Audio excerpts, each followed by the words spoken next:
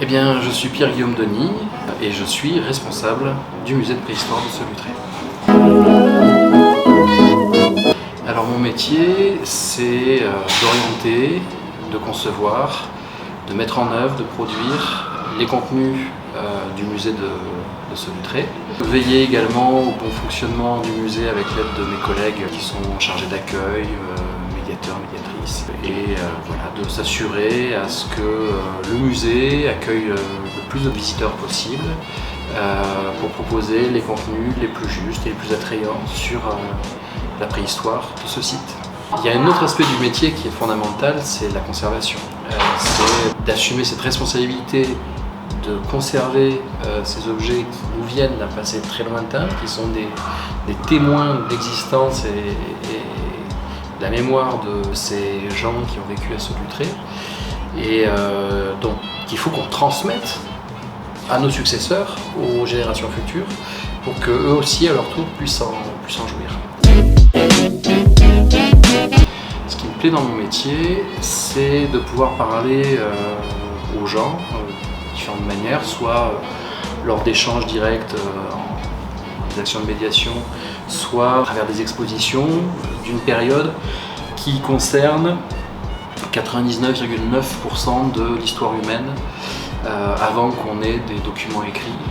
Donc on les interprète en présentant ces vestiges d'une grande partie de l'histoire humaine et de ce qu'elle a à nous apprendre sur nous, sur qui nous sommes, sur où nous allons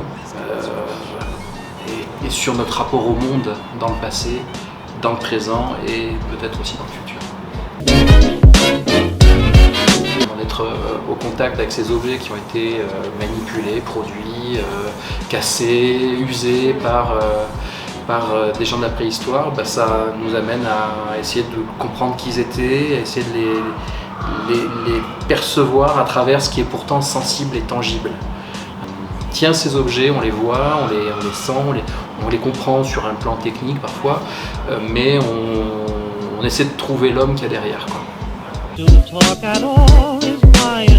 Si j'ai un pouvoir magique, ça pourrait être éventuellement de revenir, de me téléporter, de me transporter dans cette préhistoire des origines et retrouver une nature intacte, première, dans l'état où les premiers hommes l'ont découverte et à qui elle servait de cadre de vie dans cette espèce de pureté originelle.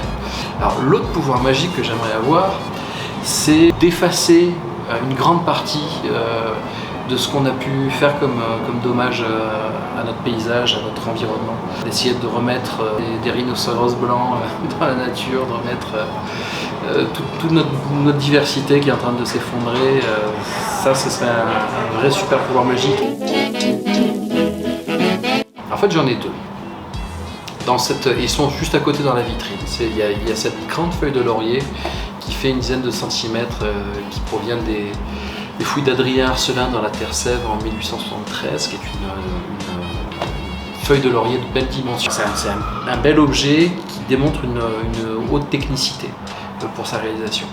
L'autre objet qui est juste à côté, c'est une petite feuille de laurier en cristal de roche qui, là aussi, montre que non seulement ces gens-là sont capables de tailler le silex avec un très haut degré de maîtrise qui nécessite des années d'apprentissage, mais en plus, ils maîtrisent la mise en forme, le façonnage d'un autre matériau, le cristal de roche, qui réagit complètement différemment du silex. Et ça montre l'hyper-investissement des Solutréens dans la taille des roches dures. Et voilà, ils ont le goût des belles matières, des matières qui répondent bien au geste du tailleur et qui en plus ont une plus-value, un supplément d'âme esthétique.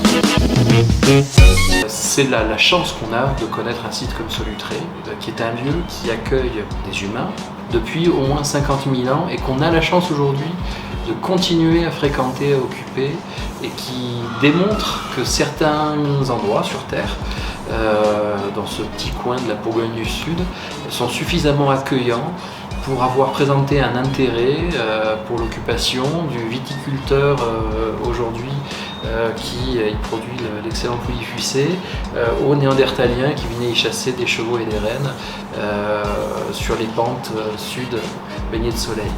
Donc ça c'est intéressant pour des raisons complètement différentes de voir que ce lieu il a des aménités, il a des qualités intrinsèques qui en font un lieu propice à la vie et donc un grand site de préhistoire depuis longtemps.